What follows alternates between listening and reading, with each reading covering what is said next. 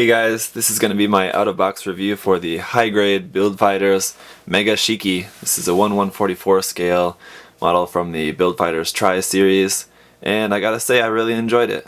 I really like the look of this kit. I really like the color and the improvements to the design from the kit that it was based on, which is the Delta Gundam. But as I was standing it up to do this review, I gotta say the biggest problem I have with this kit is that it's just too back heavy to stand up on its own. Let me turn this on so you guys can see. As you can see, that huge backpack on the back is just totally gonna pull it backwards. I've got it leaning forward a little bit now in order to just keep it on its feet. I'll put it up on a stand in a minute, but as you guys can see, there's a lot of weight on the back there, so it's gonna have a hard time standing without a base. Now that we've got it up on a base, I think it's a little bit easier to appreciate the overall look of this kit. I really like the length of the legs, and especially the new feet, the kind of high heel designs just help make the legs look even longer and even more sleek. The added armor here on the back of the arms helps beef up the look of the arms. The new side skirts I really like because they're much shorter. On the Delta Gundam they were very long, and the Delta the Delta Plus as well. The side skirts are really long, and I kind of prefer shorter side skirts like that. The head is also simplified, as it doesn't have like the points coming up on the side, it doesn't have the antenna on the back. But I think it really works for the look of this kit. But now let's take it off the base and take off the backpack to take a look at some articulation.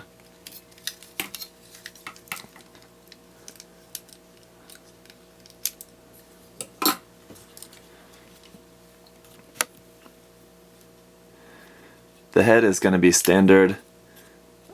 It's got some chicken neck there and just kind of the normal movement for a head. Shoulders, once again, very standard. Nothing special. This armor piece on the arm does have a double joint here, so it can actually fold back. Just be careful when you're folding that, as it is pretty tight and it is easy to just pop this whole piece off.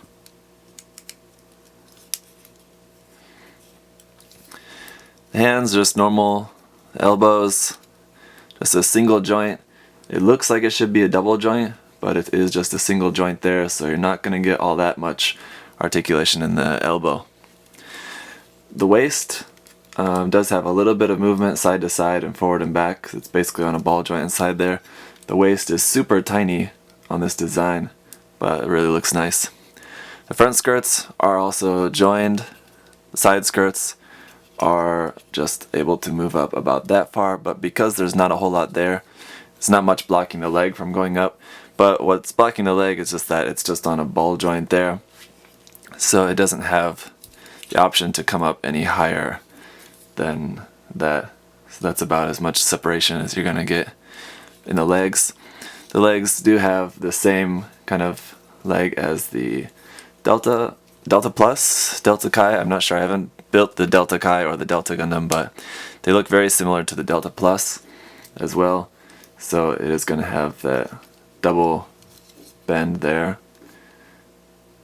Pretty nice bend forward about that far. Not bad. I think a little bit more maybe. It's got that goofy knee that's made to transform like that. But of course we're not going to be transforming this kit, so we don't need to use that. The ankle articulation is very nice. Very good side to side motion there, forward and back. No separation in the toe, as that's just kind of basically all one piece, but it does point very far down like that. And then the ankle armor is just able to swing back and forth. The back skirt armor, no articulation there. Here you can see is this part. This is adapter for the backpack. The backpack's just got 3 pegs there that just plug onto that, like so. Now before I get into the accessories and talking about everything you can do with the backpack, I just want to show you how to separate these front skirts again, because it's a little bit different from the past video where I showed you how to do it with the GM cardigan. This one's a little bit different. So take off this whole front piece like that, or you can do this during the assembly process, then you don't have to take it off.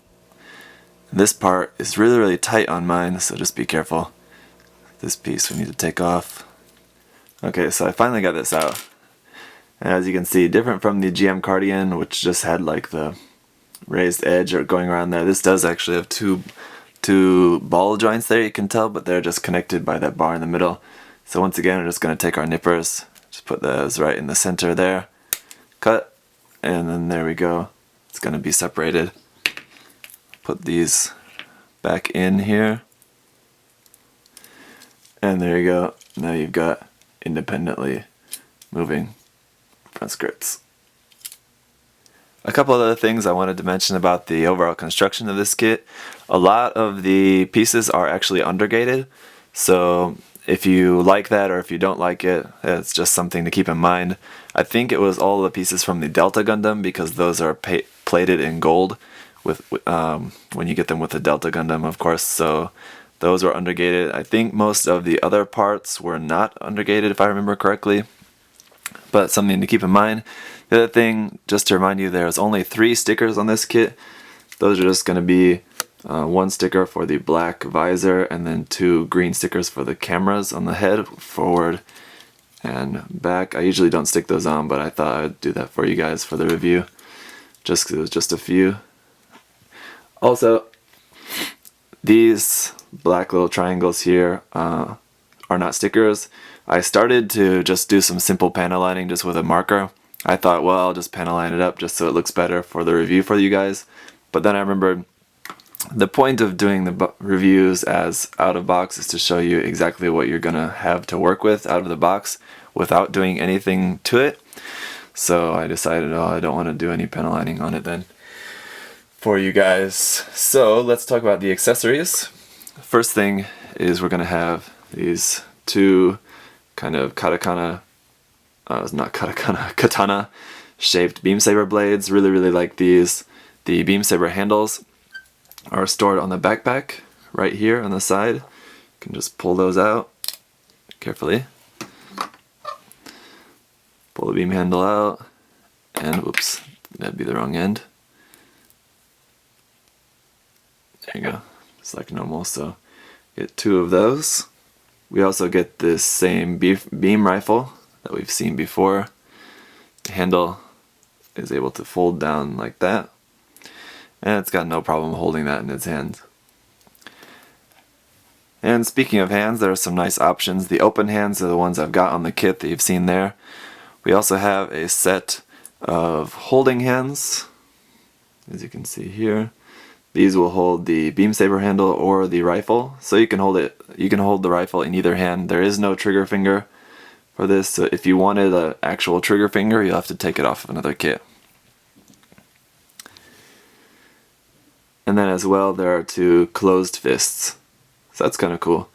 Very nice options for hands for this kit. I like these style open hands. I like having closed fists, and the holding hands work very well. So there you go, everything you could ask for. And I do have the purple backs on all of the hands, but there is the option of using these gray, silverish color, gray I guess, backs for the backs of the hands if you want. Then, because this kit is using runners that are recycled from previous kits, we are getting a lot of extra parts here that are not going to be used, including we've got all the parts to make a full head of the Delta Gundam. Of course, it's not going to be gold, but we've got that there.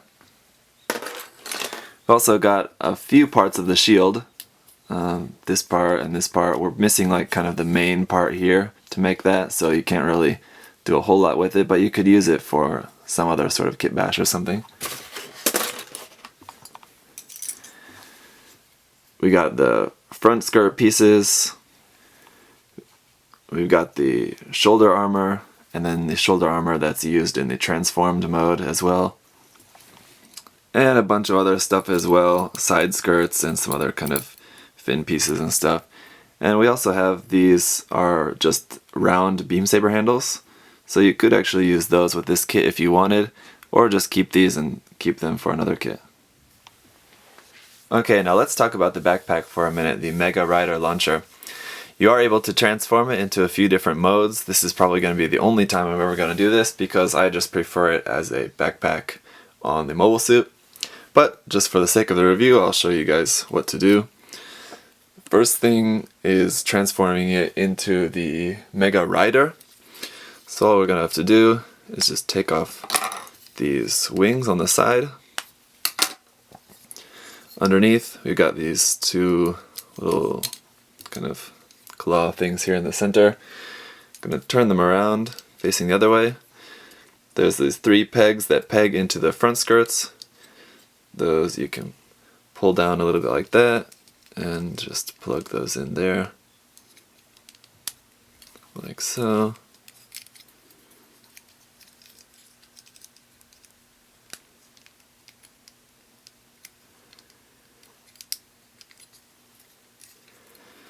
And that's it. That's the Mega Rider. That's stupid. I don't know what you'd ever use that for or in any way. But yeah, that's that. Looks like some stupid Gundam snowmobile. Okay, so now let's transform it into the Mega Launcher. The first thing we're going to do is take these wing parts that we had, and this gray connection piece you're able to connect it on the side, on the top or the side, see there? So we're going to take it off and stick it on the other side. Then we want to stick that back in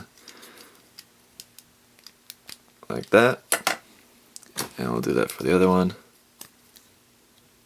like that, like so. So the wings are now on the side.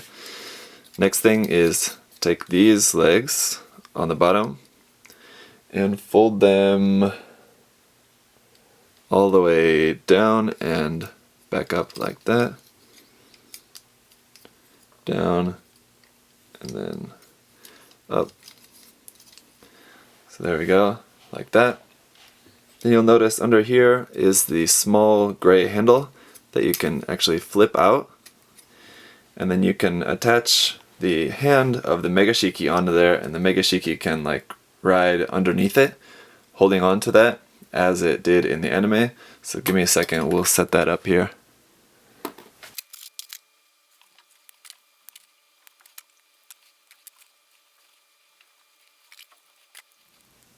So here it is holding onto the bottom of there, sort of looking like it's being pulled by the Mega Rider, Mega Launcher, Mega Rider backpack. It's not really all that convincing, but and it doesn't really stay up on top of there very easily, but you are able to kind of balance it in a way so that it kind of looks like it's doing that. I don't know. It's not bad. It's possible anyway, as you can see here. Now to transform this into the Mega Launcher mode, you just need to pull out this whole front section. It extends like that. The front kind of cannon will fold up and out. So now that's fully extended there. Next thing we need to do is fold the legs just down like that. Then fold these boosters down as well. On the sides of the boosters, you can see is the handles there. Those are just going to fold out like so. So you've got the handles out on both sides. And you're going to, of course, need to make sure that you've got the holding hands in place. Let's set that there. On the Mega Shiki, you're going to need to take off this front piece on the skirt armor and place this in the front.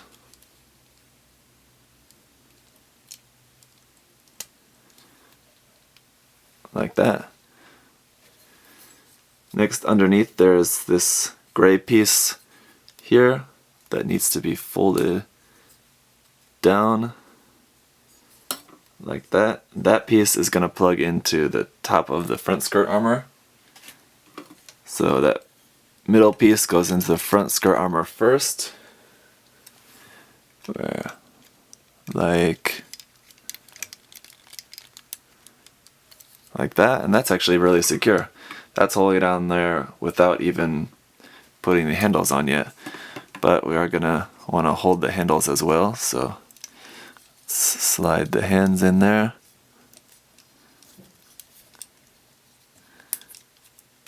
And I have a feeling that this is not going to be all that easy to do. There's one.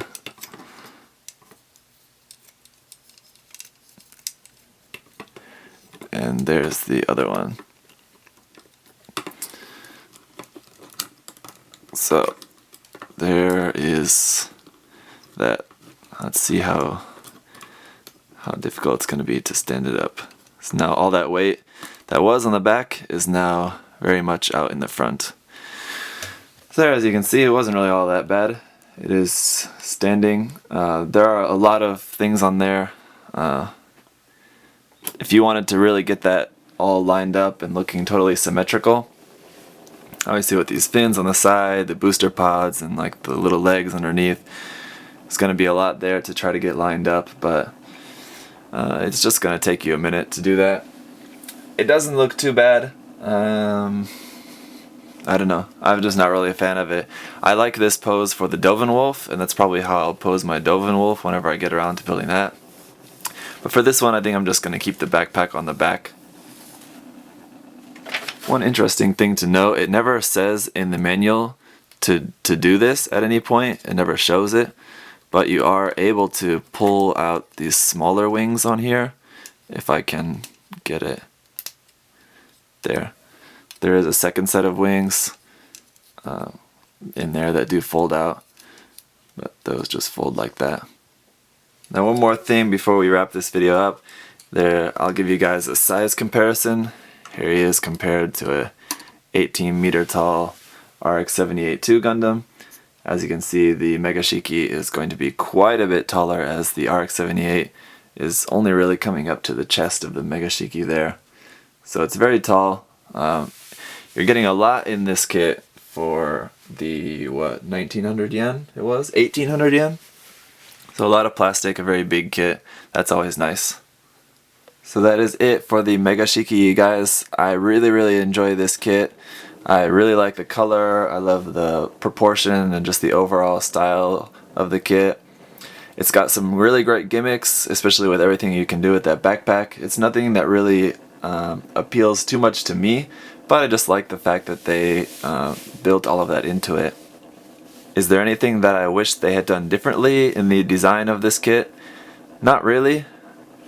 I think Bandai basically nailed everything that they need to get right on this kit, and there's really not a whole lot else that we could have asked for. The price point of 1800 yen I think is totally justified. I definitely would not mind paying that much for this kit. If there is one other thing that I wish this kit came with, it's a stand, because I think you definitely need an action base for this kit. With that much weight on the back, it's just too hard to get to stand on its own. You could do some kind of like dynamic poses where you've got it like sort of in like some kind of pose, I don't know, where it's not standing just straight up. Some kind of pose where it might be easier to get it to stand on its own, but just standing straight up, it's just too difficult.